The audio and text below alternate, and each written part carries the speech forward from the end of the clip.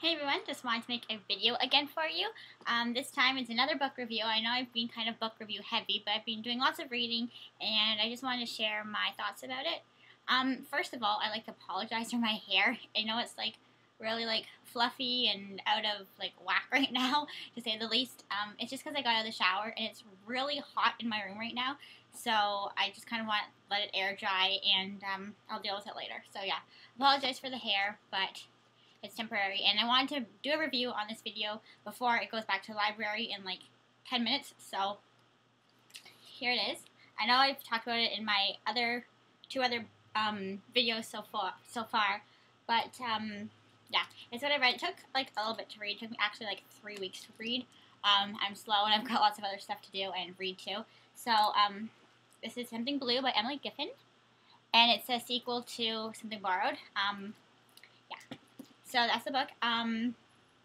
Let's start with the beginning. It went first of all from where it left off from, I guess not the movie, because the movie ended kind of different than the way it should have been in the book. But in the book, this book started where the other one left off, and it told it from somebody else's perspective. There's two main girls in the book, and it told it from the other girl's perspective. And it started off right in the moment, and then it kind of went back, and then it kind of worked its way forward again to that moment, and then it continued on to something totally different. So that the first 80 to 100 pages, I found that it was mostly stuff that I already had read, but from somebody else's perspective, it was a little different. But I guess the purpose of that was so that just in case you didn't get to read Something Borrowed, you would be okay reading this book anyways. You really didn't need to read the other one beforehand. It's good, but I mean it's not crucial. I have a list here. Also, this book is really about the other one was more so a storyline just between people. It was a good summer fun read, but this one actually told the journey of someone who had made a lot of not so good choices in her life, and was kind of just kind of let things happen to her, and she always got the best of everything, and now karma kind of caught up to her a bit.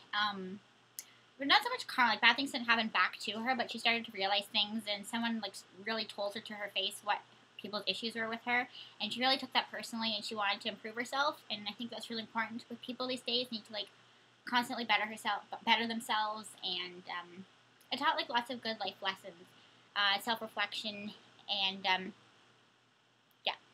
So yeah, she did lots of self-reflection, and it was really good because someone like her you didn't think would ever turn around, and she did. And then it got into transitioning, her life transitioning into parenthood slowly, because it was totally about from her not being pregnant to having children, and yeah, it was sorry, my pants are coming up. How being a mother does change you and stuff like that.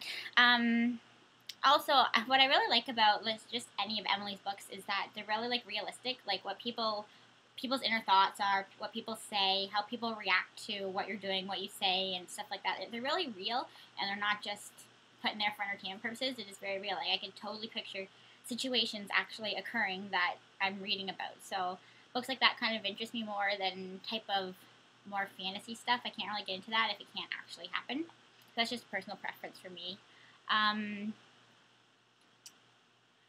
Oh, another thing that I really like about her is that she doesn't really leave any loose ends. Doesn't leave you hanging on a certain topic or say something that's just to put in there for filler. Everything she says has a purpose and will mean something later on, pretty much, or serves a purpose in teaching somebody a lesson or getting a point across a certain way. So everything is done perfectly, because I find myself when I watch a lot of shows, especially those mystery shows like CSI, Law and Order, and all that. I love them, but I don't. But when they just leave you hanging, I don't know. I don't like that.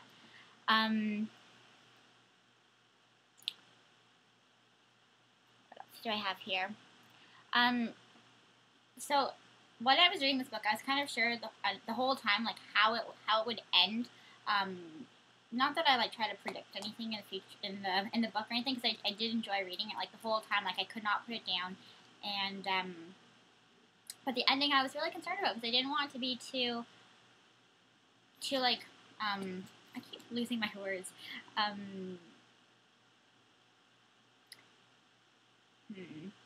Like, I didn't want to be able to know what the ending was beforehand, and like not like predictable. I didn't want a predictable ending, which it sort of was and sort of wasn't. Like, some things happen, and it had to be that because it is like a romantic book. It is a girly book, and summer read, so it kind of has that like romance thing.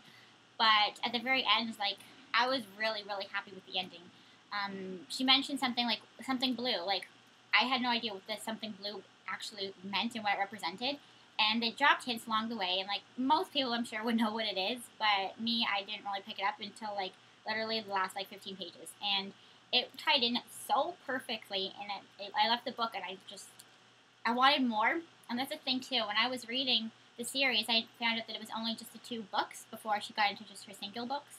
And I was like, well, I really like this. Why can't she just continue it? But when I read the ending of this, I realized why she couldn't. And personally, as much as I would love another one, I'm very happy with the way it ended and content that's just those 2 books. And I am really excited to read Baby Proof next. It's just part of the series, and I just think it's another fun summer read. And I would definitely suggest reading this one, too. Let me see if I missed anything. So yeah, that's pretty much it. So if you're looking for a really good summer fun read, I definitely suggest this one. I'm really hoping that she makes it into a movie again. I know, I forget the numbers, but if she got so many viewers on Something Borrowed, then this one would automatically get to be able to be a movie too. So I'm really hoping for that because I would like to see it. And so yeah, definitely go recommend these books. These books, actually, I bought the first one. This one I got from the library, and it had so many holds on it. So definitely pretty popular right now, and yeah, check it out. So I'll see y'all later, and I hope you guys are having a great summer. Bye!